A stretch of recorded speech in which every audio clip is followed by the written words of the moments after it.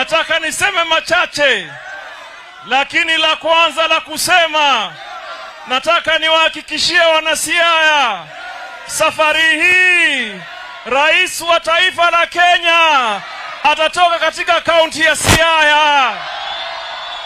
Safari hii rais wa Kenya atakuwa Raila Amolo Odinga. Na mimi nataka kumwambia William Ruto, baba, hapana saizi yako my friend. Ukimkosea heshima, tutakulazimisha umheshimu my friend.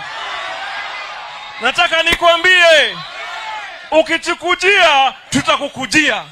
Ukuletea noma, tutakuletea noma. Ukileta mbaya, tutakuletea mbaya. Mmesikia hiyo? Akitukujia, akileta noma, akileta mbaya, kama ni noma, kama ni mbaya, lakini atajua hajui.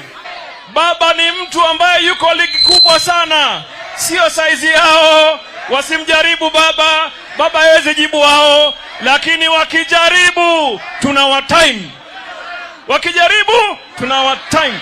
Hawajasikia, wakijaribu na mimi nimewaambia wenzangu kule tukotoka sahihi, William Ruto alikuwa rais, alikuwa naibu wa rais kuanzia mwaka wa 2013, 2014, 2015, 2016, 2017, 2018, 2019, 2020, 2021, 2022. Cha Wilbaro kwenda na bibi yako.